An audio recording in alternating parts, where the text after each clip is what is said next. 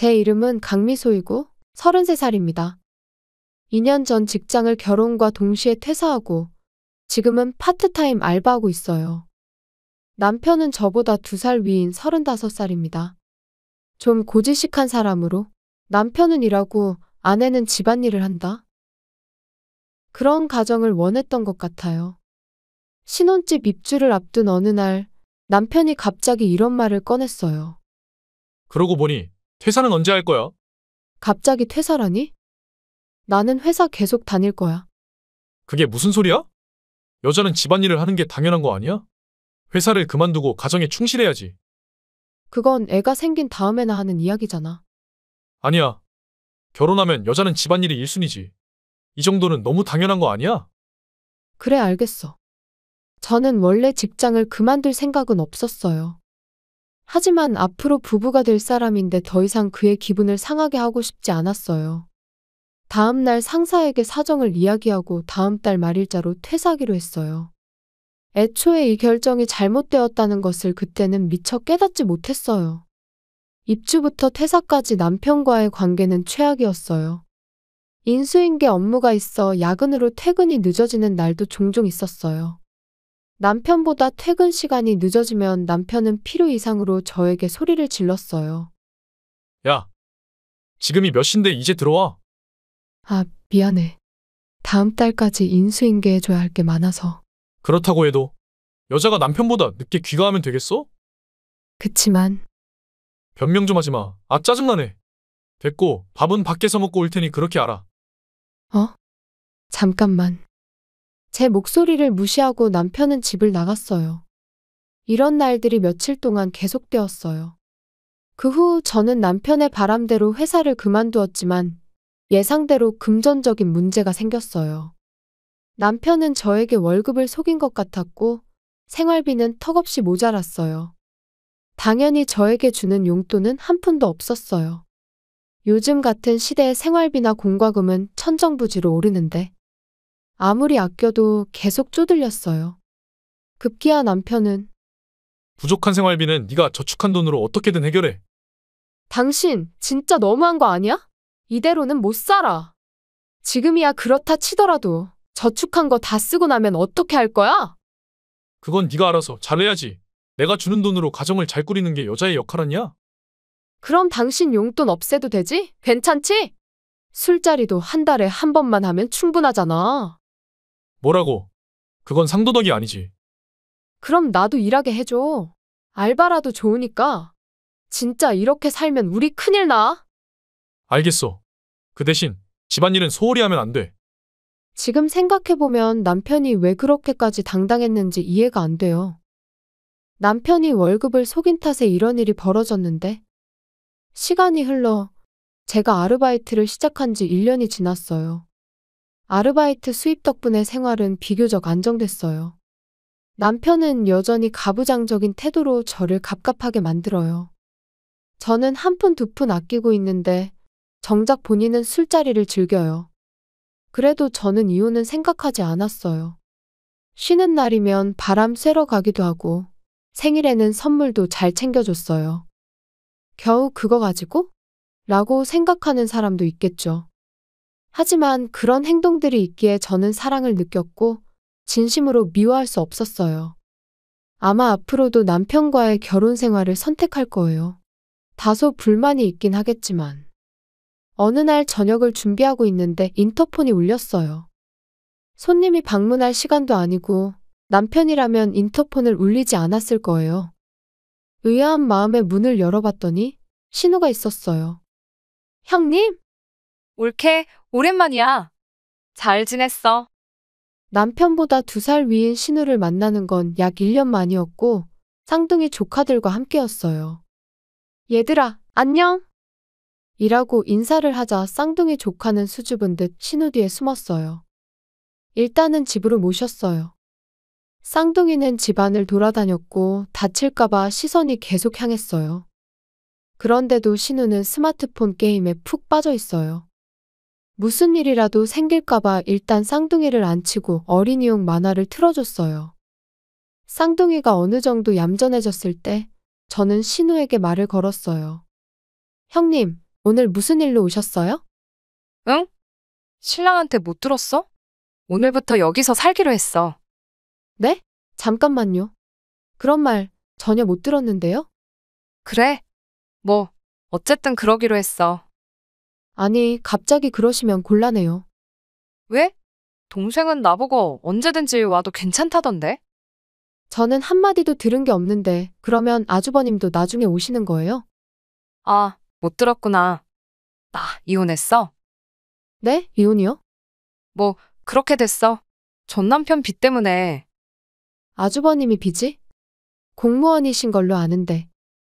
어쨌든, 아주버님 빚 때문에 이혼한 건 맞는 것 같았어요.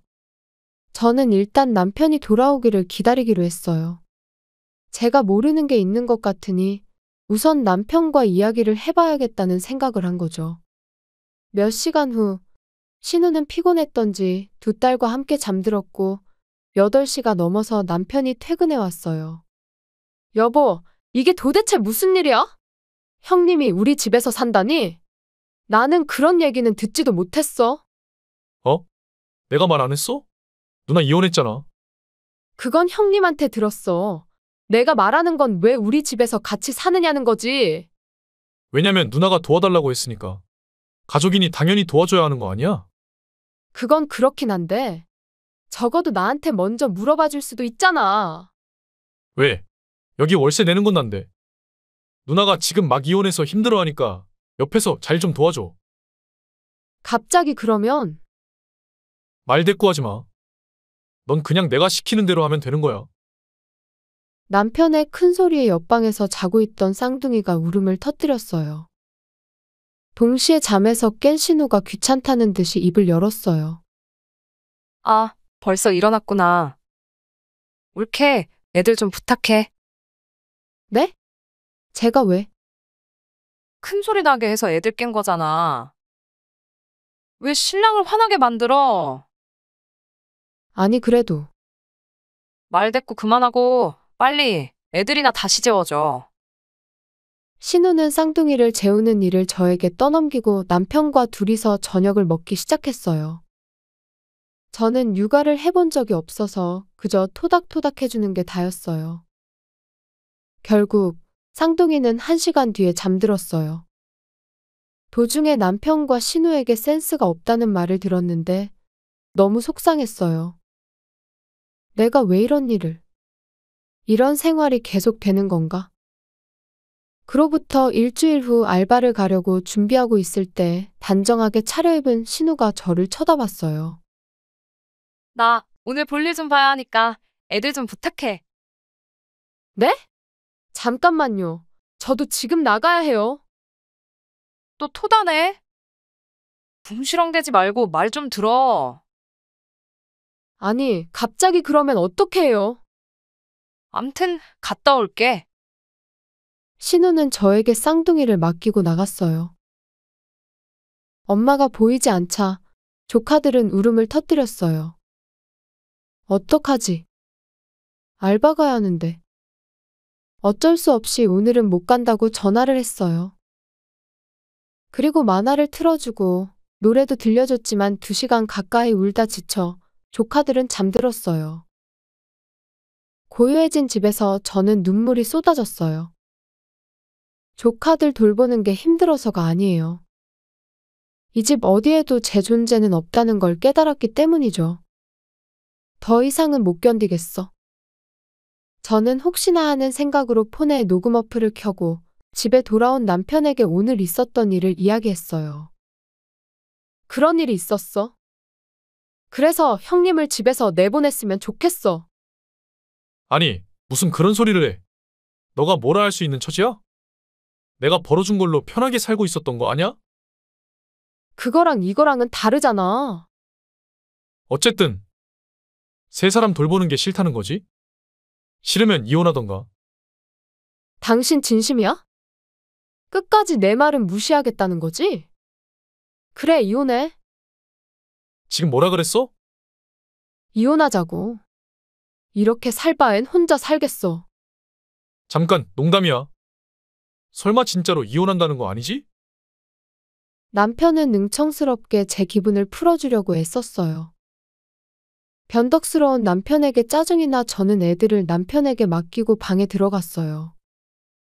남편의 말을 들었는지 잠시 뒤 귀가한 신우가 제 방을 몇 번이고 세게 두드렸어요. 올케, 그렇게 잘났어? 사람이 인정머리가 없어. 저는 아무런 반응도 하지 않았어요. 다음 날 새벽 5시에 집을 나와 시댁으로 향했어요. 너무 일찍 도착하면 실례가 될 것 같아 김밥 한 줄 사 먹고 천천히 시간을 보냈어요.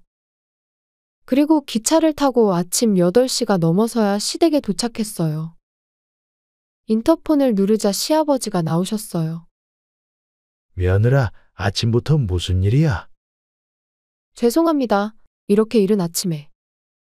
무슨 일 있구나. 어서 들어와. 사실 형님이 얼마 전부터 저희 집에서 살고 있어요. 그리고 이건 스마트폰으로 녹음한 남편과의 대화를 그 자리에서 재생했어요. 잠깐만, 딸이 지금 너희 집에 있어? 네, 맞아요. 얼마 전에 갑자기 찾아와서. 애들은 내버려두고 계속 밖에 나가서 제가 힘들어요. 아주버님 빚 때문에 이혼했다고 들었는데 아무리 힘들어도. 빚? 그것 때문이라고 말했어? 네, 남편도 그렇다는 것 같더라고요. 이놈들을 그냥 아주 작정했네. 이것들이. 네? 며느라, 미안한데 너가 들은 거 전부 거짓말이야. 거짓말이요? 무슨 말씀이신가요? 이혼한 거 사위 빚이 아니라 딸의 빚 때문이야. 아직 애들이 어려서 내가 빚 대신 갚아주고 매달 생활비도 150만 원씩 주고 있었어. 네? 그러면 거짓말하고 저희 집에 온 거네요? 그렇지? 아마 둘이서 짜고 속인 것 같네. 이것들이 진짜 보자 하니까 일을 계속 만들고 있어. 며느라, 나랑 같이 가서 당장 이혼 신고서에 사인 받자. 시아버지의 말대로 저는 시아버지의 차에 올라타 그대로 집으로 향했어요. 이날이 토요일이어서 남편은 아직 자고 있을 때였어요. 현관문을 열자 거기에는 역시나 잠든 남편과 신우 그리고 돌아다니는 쌍둥이의 모습이 보였어요. 너희들! 당장 일어나지 못해! 아니, 아빠가 여긴 웬일이야? 설마 당신이 모셔온 거야? 너희 계속 사고 칠 거야! 가족끼리 등쳐먹고 이럴래! 잠깐만요, 아빠. 제 얘기 좀 들어보세요. 맞아요. 올케가 무슨 말을 했는지는 모르겠지만 아무 문제 없어요. 이것들이 계속 거짓말이네! 왜 이혼한 이유를 거짓말하고 며느리한테 애들 육아를 시키는 거야? 그리고 뭘 잘했다고 싸돌아다녀? 지금 다 알고 왔는데 나도 속일 거야? 아니야, 아빠. 이건 집사람도 동의한 거야. 동해 같은 소리 안 해. 며느리는 너랑 이혼하고 싶다잖아. 저는 녹음했던 걸 다시 재생했어요. 녹음한 걸 들은 두 사람의 얼굴이 빨개지더니 입을 닫았어요. 오늘부로 너희들은 알아서 살도록 해. 생활비 주던 것도 중지야. 그리고 나한테 빌려간 돈 아직 안 갚은 거 알지? 그것도 조만간 갚도록 해. 시아버지는 제 손에 있던 이혼 신고서를 가져가 남편에게 사인시켰어요. 남편은 눈물을 흘리며 마지못해 자신의 칸에 사인했어요. 신우는 눈물 범벅으로 시아버지에게 애걸복걸하고 있었어요. 하지만 시아버지는 아무 반응이 없었고 답답했는지 저에게 울먹이며 말했어요. 올케는 내 맘 이해하지 않아. 이해요? 하나도 이해 못하는데요?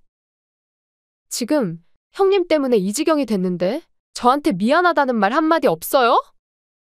여보, 진정해. 시끄러워.